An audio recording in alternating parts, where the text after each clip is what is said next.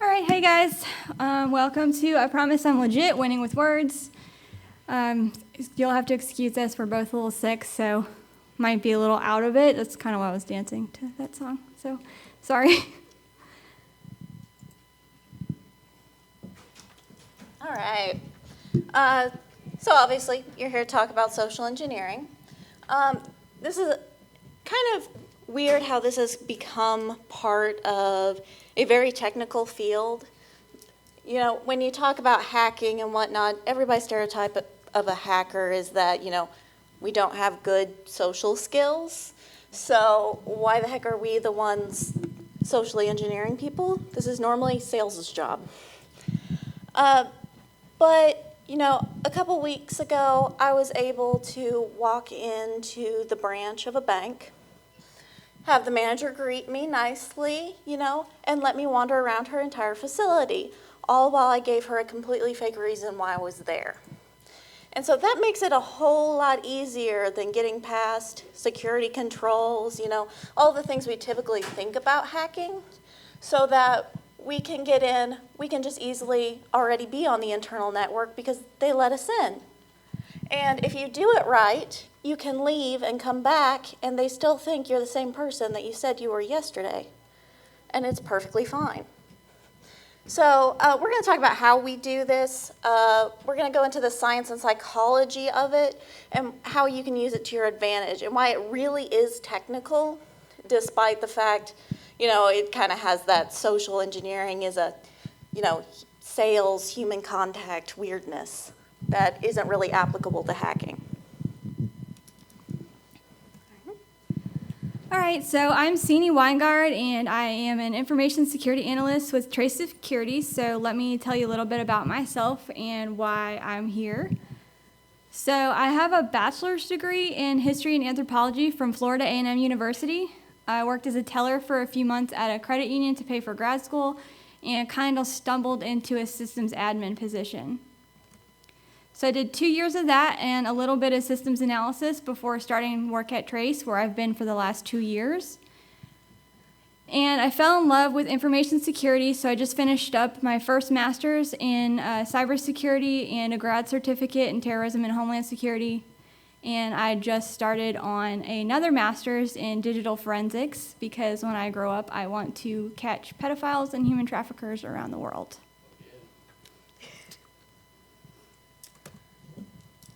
All right. My name is Bethany Ward. I am also an information security analyst with Trace Security. I was formerly an English and linguistics major, so I came out of the liberal arts, and then I decided I actually wanted to eat on a regular basis. So I switched over to computer science, which was quite a jump. I got a BS in computer science from the University of Arkansas.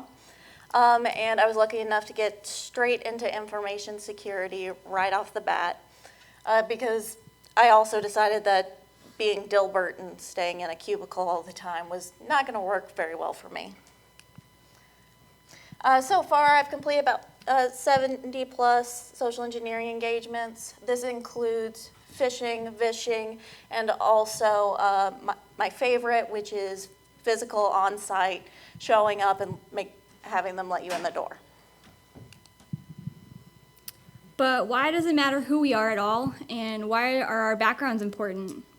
Who we are determines not only what our best pretext is going to be, but how other human beings will react to us and who we are. So before you know your target, you're going to need to know who you are, because the best way to trick people is to be honest and tell the truth. So anthropology, if you're unaware, is a study of human beings and how they've come through evolution and all of that. So studying physical and cultural traits of humans throughout history really, really helps out in social engineering. So stuff like physical anthropology addresses character traits like involuntary color changing and small facial muscle movements that indicate mood, and most people can't actually control these things. Gender roles and social status are cultural anthropology, and those also affect just about everybody. For example, women are generally seen as harmless, and people tend to favor members of their own social class and revere members of social classes up higher than them, which you can use on a regular basis, and we will actually get deeper into that in a little bit. As for me, I am proof that I swear English is actually useful. So are linguistics. Basically, I need to know how to create just the right phrase, create professional-looking documents, and understand how a person might behave. And these are all things that are actually tied back to character analysis, those horrible book reports you had to do. Why is this character doing this? It's because why do people do this, and how are they going to react to a certain thing that I put in front of them? Another really useful part of my background is being a drama nerd. Improv especially. If you've ever seen Whose Line Is It Anyway? That is one of the best practices for social engineering you could ever do, because it gets you to think on your feet, react to the situation, and a lot of the improv rules, especially the rule never say no, is very, very important to a successful social engineering engagement. So, sort of to talk about what social engineering is. Broadly, it's the exploitation of human psychology in order to accomplish a goal. And I've talked to some people, it's sort of a new buzz phrase, so a lot of people talk about it differently. And some people narrow it down all the way to it's only phishing and vishing and those sort of human hacking things. But I think you have to realize that people hacking is something we do every single day. And it's not always lying. For example, Cyni mentioned that we're both sick, which is true. So automatically, you all, if you're sympathetic people, your standards for what our speech should be lowered a little bit. Because you're like, oh, they're sick.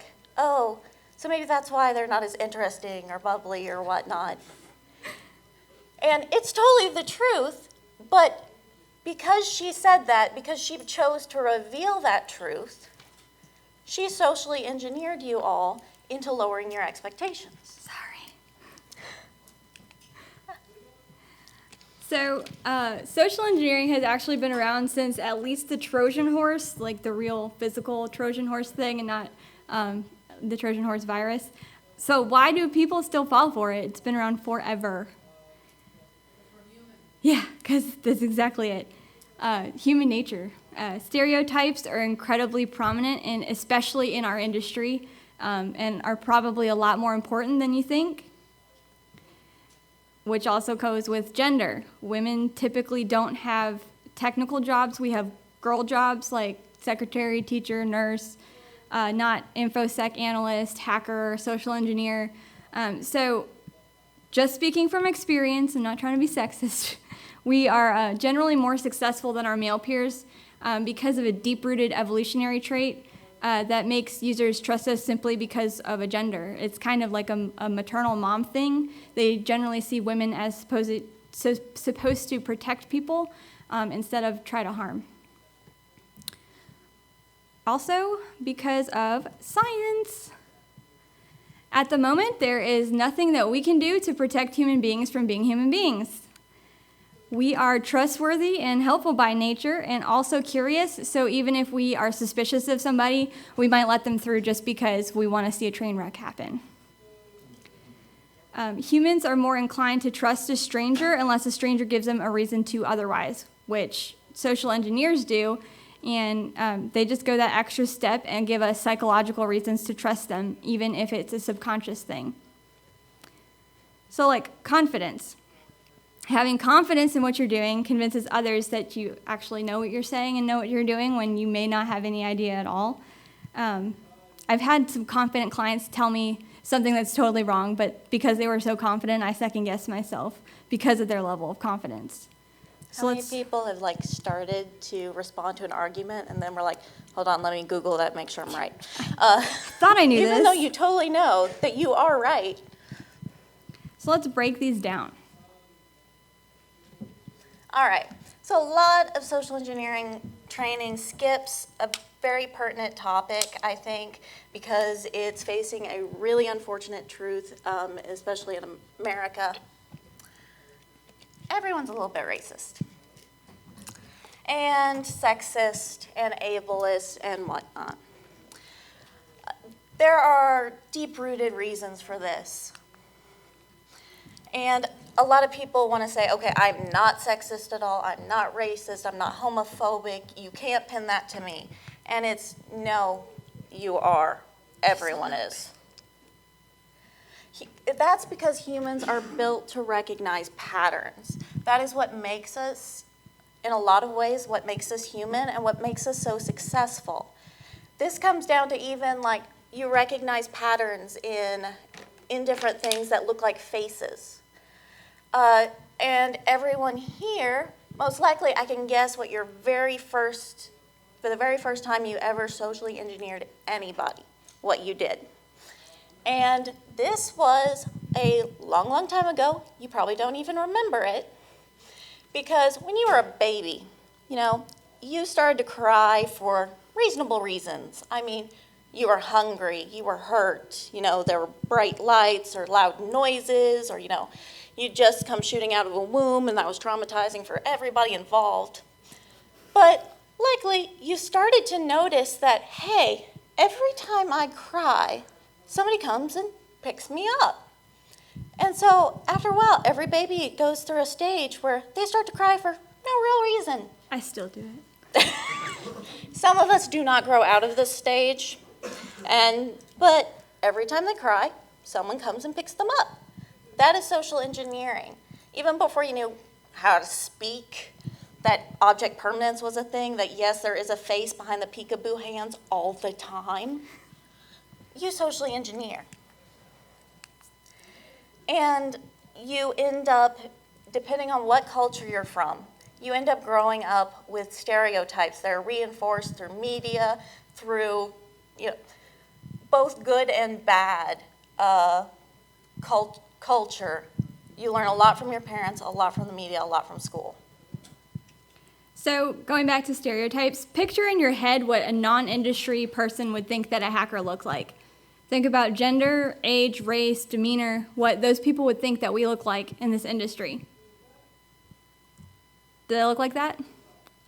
Because what do you notice about all these people? And these are from really popular pop culture references here. What do you notice about them? Age, race, gender. These are our stereotypes. Youngish, socially awkward, generally white males. And the women who are in pop culture as hackers are always the surprise hacker villain. And people are just like, oh, that's just a fictional villain. It's not a big deal. They don't exist in real life. And even people who have known me for longer than I care to admit just can't believe that I do what I do.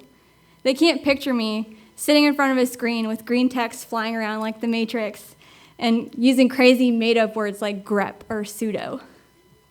And I actually introduced myself to one of the newer analysts on his first day, and he was like, "You're an analyst? I thought you were in sales." I'm like, no, I'm definitely going to train you. And that was a hard transition for him. He couldn't grasp it. And I had a client one time who picked a AT&T network contractor as my pretext for social engineering. And when we had the briefing with the CEO who didn't have any part of this, he was like, well, no wonder we failed. You can't be a network engineer, you're a girl. And I'm like, well, you failed. That means that you guys like extra suck then. So if you follow that logic, something was wrong because let's think about that. A chick as a network engineer, and somebody should have noticed that, hey, that's a little weird. Right. But obviously women can be network techs, and that guy was just dumb. Yeah, it's fine. It's fine. I'm used to it. I mean, because most people stereotype subconsciously, and you can't really help it. But it's helpful information to have when you're social engineering, because if you don't fit the stereotype, then that's really good for you. But if you do fit the stereotype, then you can use that information to work around it and adapt yourself to not fitting the stereotype. You can dress a different way, groom yourself differently, and even carry yourself a different way to be successful. And as I said before, the human brain is made to recognize patterns. It's actually a defense mechanism. It once helped us survive in the wild. We categorize everything, including people, in order to make snap judgments that people can help save their life in a dangerous situation. For example, if you see, say you're a caveman and you see a mammoth stomp on one of your fellow cavemen, you're going to realize that, hey, if I get under a mammoth's feet, I'm going to get stomped. So you can start to recognize that, hey, this is going to happen even though it's never actually happened to you. It came up big in the Little Albert principle. For people who don't know what this was a psychological experiment that was very ethically unsound. But the psychologist who did it took a little boy named Albert and introduced him to a little white rat. Little white rat was fine, the baby was fine with him. But then he started sneaking up behind him, and every time he touched the rat, he would clash a pair of cymbals behind him, make a horrible, loud sound that scared the baby. So the baby began to recognize there's a pattern in between me touching this white fuzzy thing and this horrible sound happening. So he began to find out that in the future, even though Albert was originally totally fine with little white rats, he became terrified of them. He became terrified of white fuzzy things to the point that Santa's beard freaked him out.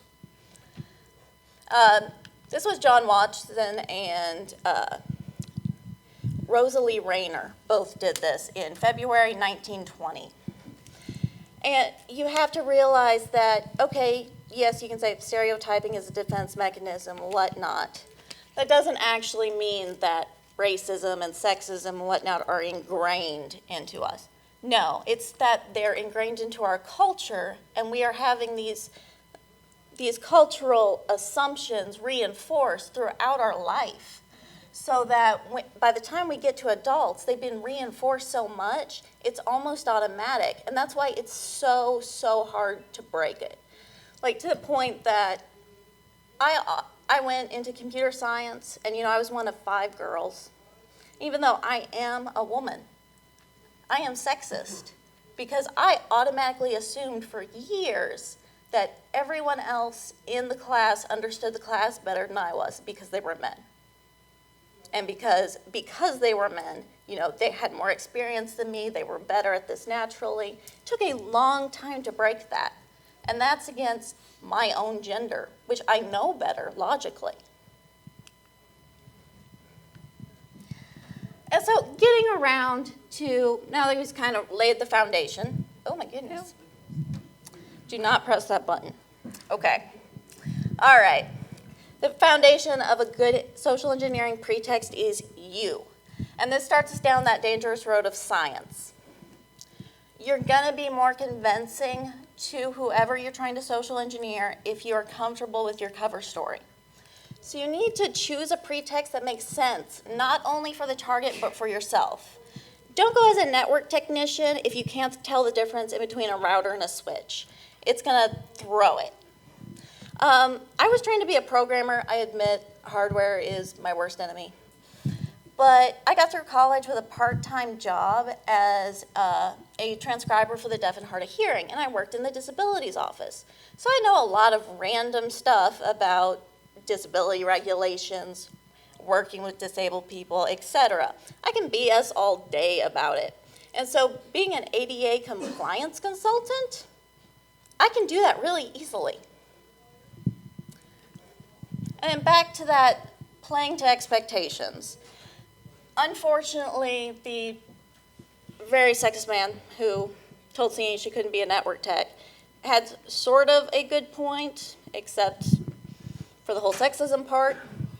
The network tech is bad for me because I am female. And that is, obviously women can be network techs, but they're not expected by the general population to be. Everyone expects when a network tech comes that it's going to be a guy. And because of that, you want to keep from tripping up people into noticing something is weird, because as soon as they notice one thing is weird, they're going to start saying, oh, this is weird too. Oh my goodness. So if you play into their expectations, if you have a good guess of how they're going to see you as a person and what stereotypes and what box they're going to put you in, as long as you keep playing to that and being in that box, they're going to be so much less suspicious of you. All right, and those are the big out there things. Now getting down into the nitty-gritty. Don't go overboard with your backstory. You don't need to know your mom's fake maiden name or anything like that. This is where coming into truth is a good thing. Talk generally, if somebody asks you about your family, talk generally about the family you actually have. It'll be a whole lot easier, it'll come off nicer, and they'll automatically trust you more because people can generally tell, when you're being truthful. Same thing with props. Don't go crazy. Don't show up with all of this fancy equipment when you only need a couple things. I mean, as an ADA inspector, I come in with a clipboard, a checklist, and a measuring tape. I don't need, to bring in a wheelchair and start showing it places. This also applies to your clothing. Generally, I dress business casual for my roles. Roles for uniform are even easier. Some of my coworkers have gone out and got, embroidered shirts that say exactly they're fake company and whatnot, and that's great. But you don't even have to go that far. Basically, if you wear all brown, people are automatically going to start thinking you're the UPS guy.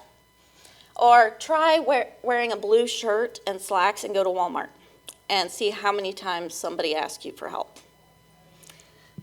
And don't forget grooming. When I'm a consultant, I've got my hair in a nice braid, modest jewelry, and because it's expected, because I'm female, I have basic makeup on.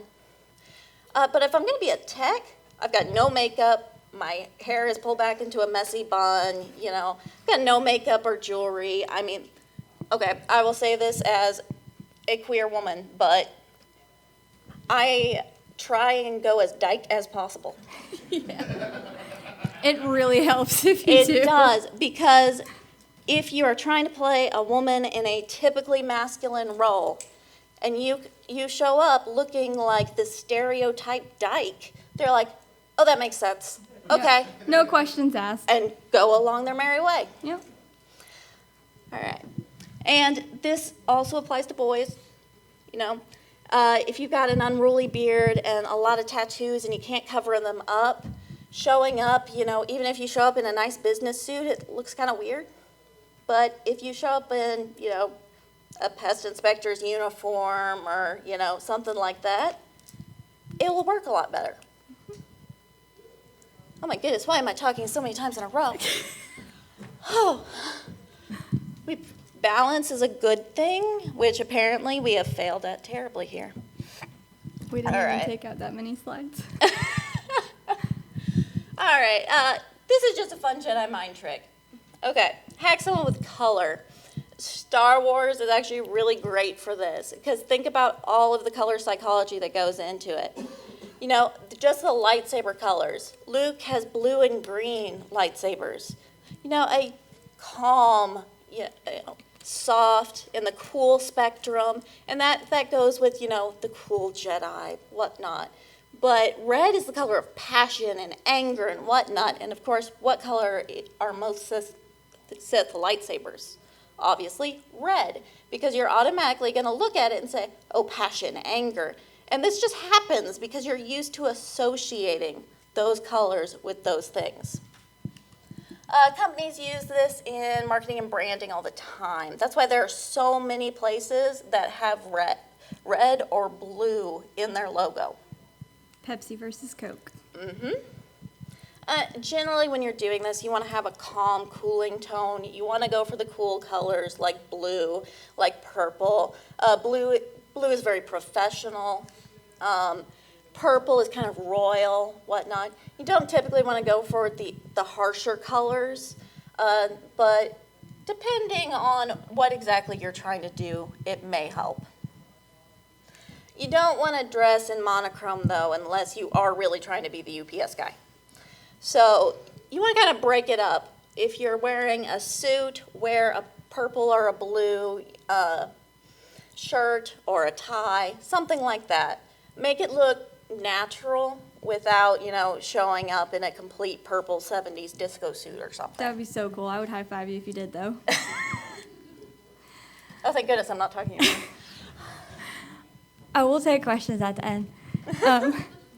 So with all these personal modifications, we have one goal. Get the target to trust you so that they'll comply with whatever you want.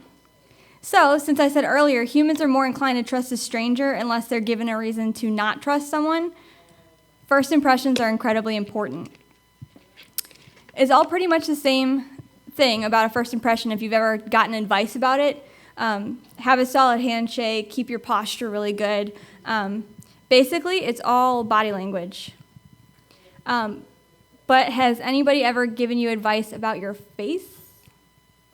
Because that's really important. Before actually seeing your body language, people actually see your face. Human psychology dictates humans react differently to different aspects of your facial structure. Darn it. Holy. All right. So, obviously, some of the structure of your face is going to play a part. If you got a baby face, people are going to look at you and think you're more compassionate than if you have the, RBG, resting bitch face. Oh my goodness, way too much Dayquil today. But then there are your expressions. You've got two type of expressions. You've got micro expressions, which are often involuntary and very hard to control. This one, the reasons I'm part of, is great because you're going to learn that, you have to control things like surprise or, oh my God, did he just say that? Or I hate this person. But macro expressions, they're a lot easier to control. It's a lot easier to practice these and just make your face fall in the right sort of way. You have to do this very carefully, though. Especially if you're going up against women, because it's been scientifically proven that women are better at recognizing if a facial expression is fake or not, in general. Basically, you can tell that Donald Glover here is not actually very happy. This is my biggest problem. I have a very, very expressive face, so people just know immediately when I'm upset about something, because I look like that. Mm-hmm. So if you're doing something like this, like your smile's not reaching your eyes, or you have really over-exaggerated Home Alone kind of surprise, people are going to call out on that and notice that they're going to start suspecting something. Getting these under control can make it easier to get a user to trust you. So you need to learn the indicators of expression. Start looking at photos and say, okay, is this person, especially actors, is this person just smiling for the camera to be nice and they want these people to go away? Or are they actually happy about something? And then practice in front of a mirror. Look at your face and try to smile and see, thinking about things like thinking about your dog while you're trying to smile at somebody else's jokes. Maybe that can help you actually smile. And then do it in front of a friend, a family member, and see how they react. And then practice your body language. Okay, when you communicate with someone, 7% of the communication is word choice, 38% is the tone and style of your voice, and the remaining 55% is body language. So if you want to appear confident and inspire trust, you got to pull yourself upright, square your shoulders, lift your chin, the whole interview thing. This gives off the impression that you're insecure. But sometimes when you're social engineering, you don't actually want to appear that way. You want to appear kind of slouched and immature, and this is scary, and have sympathy for me. Please help. Please help. And like with everything else, everybody has their own personal tics. Instead of trying to control those and get rid of them, like both of us have anxiety, we both have anxious tics. There's no reason your pretext can't have anxiety as well. And if somebody calls you out and they're like, why are you so fidgety, whatnot? Why are you, nervous? Be like, oh, I'm so sorry, I have social anxiety, so around new people, I get a little twitchy. Then all of a sudden, oh, they have sympathy for you instead of thinking, oh, he must be twitchy because he's lying. And this works both ways. You can use your target's body language as an information source. Arm placement, for example, hand placement can indicate someone is threatened, like if you protect your ribs, hiding something, crossing your arms, that's very defensive or upset, hands on the hips. And once you get comfortable, you can start mixing everything together. I used to do this kind of automatically. My father would, whenever he bought something really heavy at an auction, he'd send me to go pick it up. Because without thinking about it, I'd go up to a couple of burly guys and be like, hey, my dad just bought this. Could you help me carry it? Sudden, my voice goes up, my posture is much more relaxed, much more timid, whatnot. And guys are like, oh, yeah, sure. And all of a sudden, all of this heavy stuff just magically appears in the truck. And I didn't have to do anything.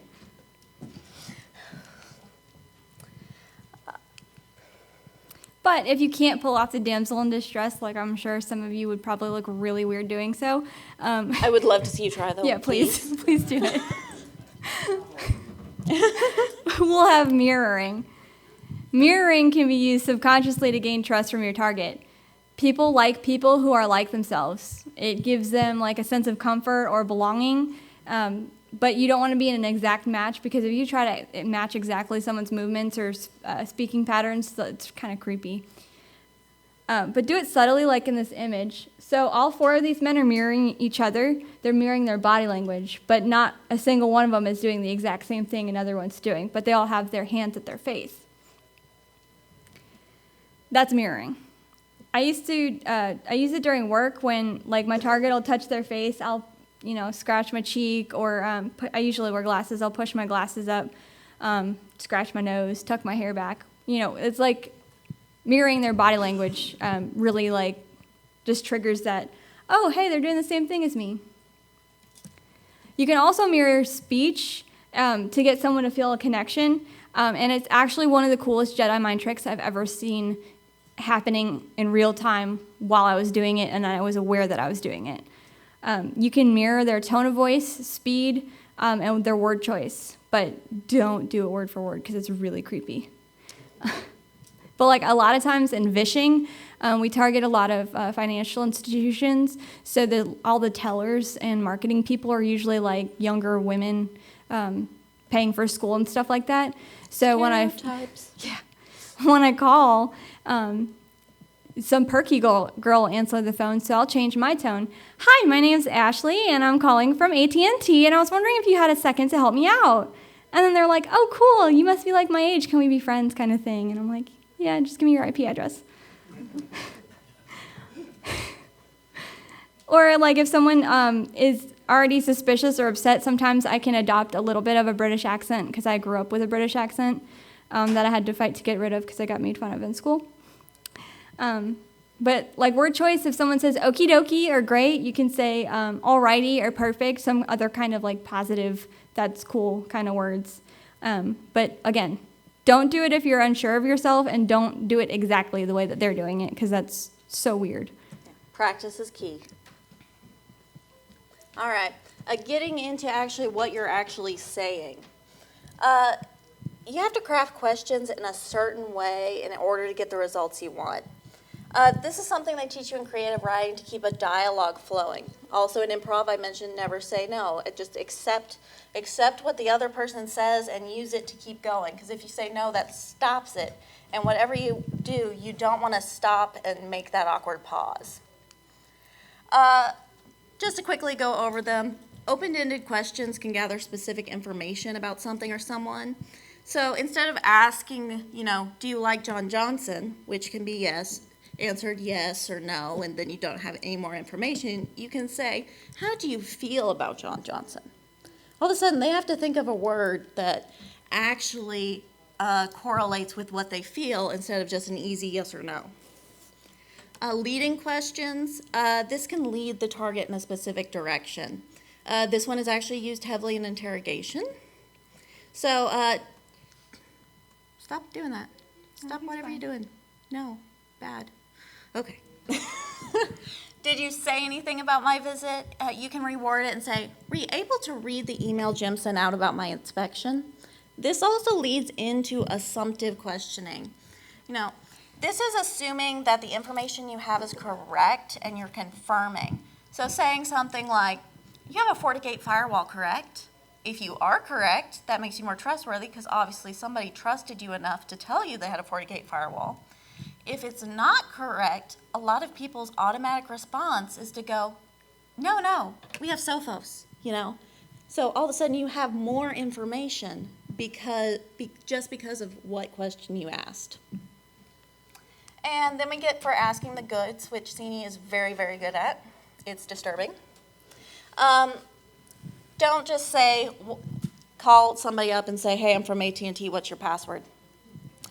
Doesn't really work. You want to say something like, hey, would you mind giving me your Windows username and password so I can cross you off this list and confirm that this is your account?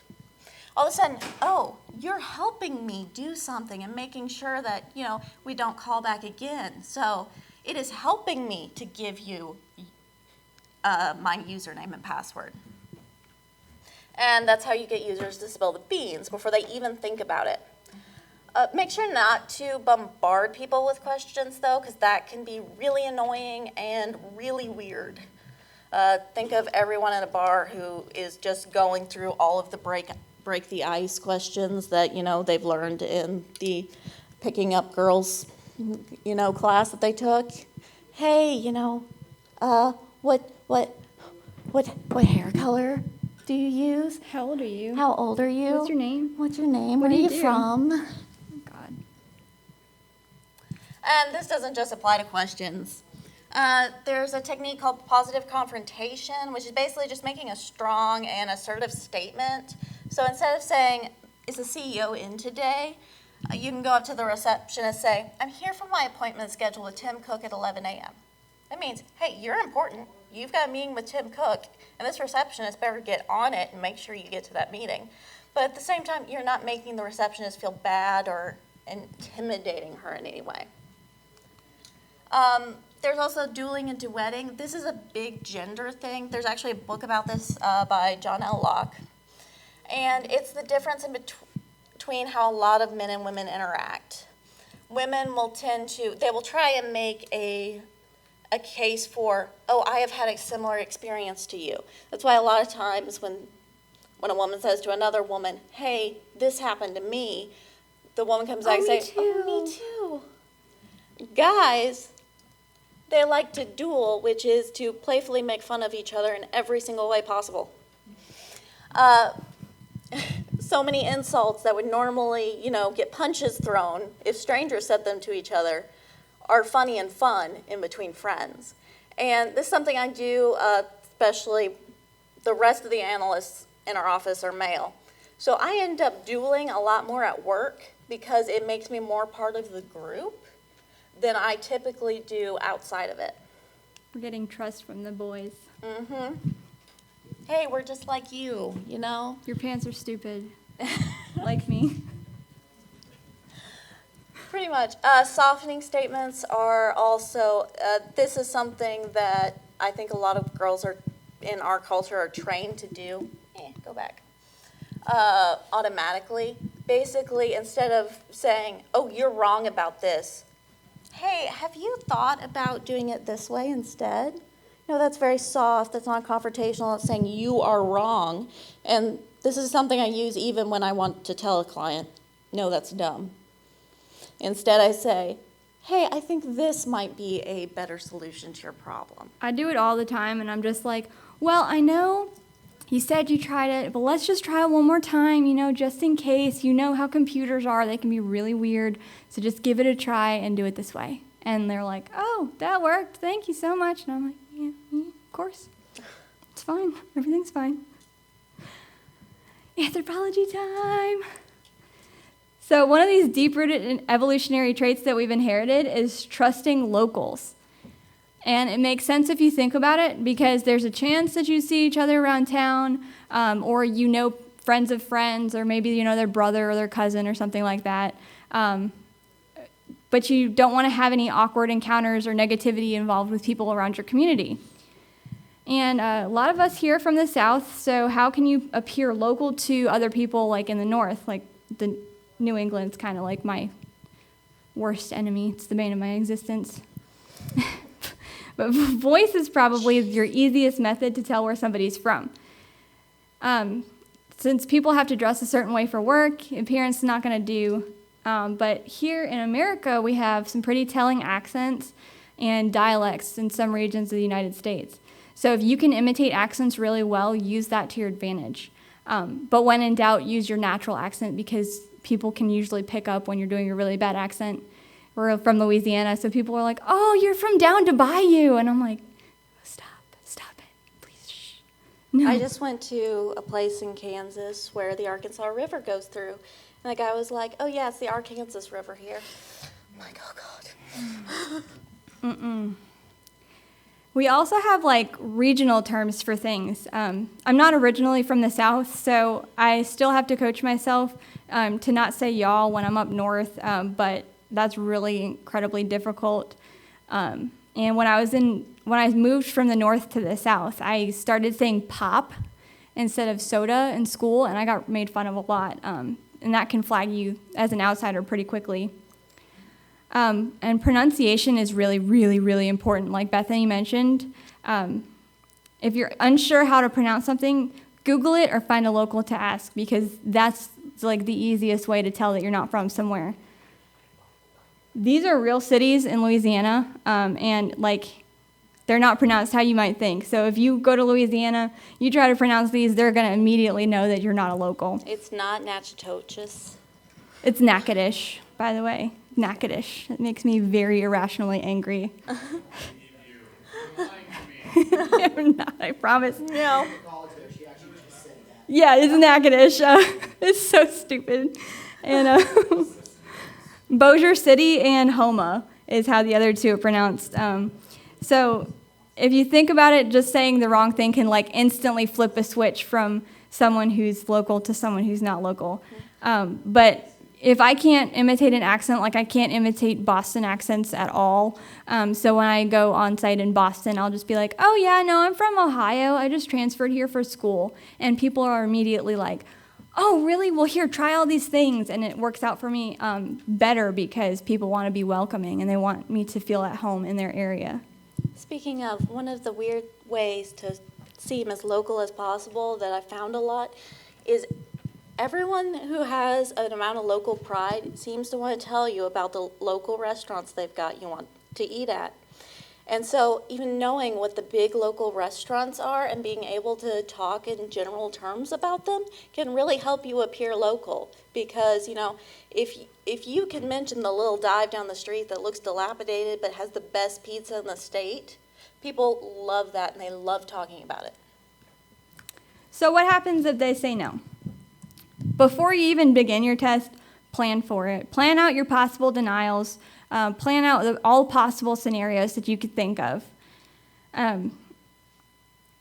Like I've created a checklist for my insurance inspection ruse, so if people say no, you can't go through, then I'll ask them a bunch of security questions like, what vendor are you using for your cameras? How do you get to access your teller line? And even if that fails, I'll still get a signature from them, which is really bad. You can also play on sympathy, so if they say no, just be like, "Oh, okay, I'm sorry, I'll go." Not that I have like work to do or anything. My boss is going to be really mad at me. Right. Kevin Mitnick feigned indifference to get someone to change their mind, because if you're just like, "Okay, fine, I can't do my job," then that's showing that you're not trying really hard to get to their information, so it's obviously not that important to you and you're not trying to harm them. And if all else fails, move on, because you're most likely doing a social engineering audit, right? So they pass. So just write it up in your report and keep going, because if you get too pushy, they might call the cops, because they've done that before. And one of the most common mistakes that you can do is overthinking, and I do it all the time in real life, and it's not just social engineering. I get around it by not speaking on impulse sometimes and going with the flow of the situation. Keep your balance in mind when you're working on your pretext. If you work too hard on your details, like loading up on props or rehearsing your solid script, you can give yourself away. So practice, but don't go word for word. A lot of times I write up several different scripts that I want to use in a pretext, and then I'll just kind of pick whatever one comes into my head first, but I won't actually have a word for word script in front of me. So keep it natural. You're human, so messing up is kind of normal. And if as much as you stick to the truth as possible, then it'll be a lot easier for you to just play it off as something that's actually true about you, like I have social anxiety. And social engineering can be incredibly technical and sciencey if you think about it. Navigating through human psychology, to me, is like trying to bypass security controls within a network. Changing your tone and your body language and your general demeanor is like spoofing a MAC address to bypass a DHCP filter. And wordsmithing is also like programming or combining shell commands to exploit. So if you put it all together, social engineering is a lot of fun and a lot easier to do. And that's it, guys. All right, that's it. Who had questions? Yes. Thanks. So I'm curious, when you're on an engagement, do you feel like super natural when you are mirroring or picking up on other people's work? Do you feel like you just do that all the time, or is it something that you're really cognizant of, like, oh, I should perform some action, or do you just do that already? Do you feel like you grew up that way? Well, I mean, most people do that normally. It's just a natural subconscious thing that people do to each other. But in the course of researching for my cybersecurity degree, I did a lot of social engineering research, and that was one of the things that came up in a neurolinguistic programming book. So once you know about it, you're a lot more conscious of it, but you still kind of do it naturally. So if you don't actually do it naturally, or if you're in a situation where you're more aware and you're kind of have your hands in your pockets or something, then you know that you can do things like that in order to get it to work better. So did you end up practicing a lot personally? Oh yeah, I social engineer the crap out of everybody I know. When you practice, do you just practice on other people, or do you kind of like, have you like sat in front of a mirror and been like, oh, that's what I look like when I'm surprised? I record myself talking is what I do. I can't really sit in a mirror because I don't really grasp that for whatever reason. So a lot of times I'll like record myself on a cell phone talking, or like do like a selfie in the mirror, and I'll watch how because I have a really strange way of moving my face when I talk. It can be really weird sometimes. It's like I have that expressive face, so I just have to like watch how I do things and make adjustments. And also think of like what other people have told you before. Yeah. Like I've been told that I'm intimidating to people, and I had to stop and be like, how? I'm like 5'5" and whatnot.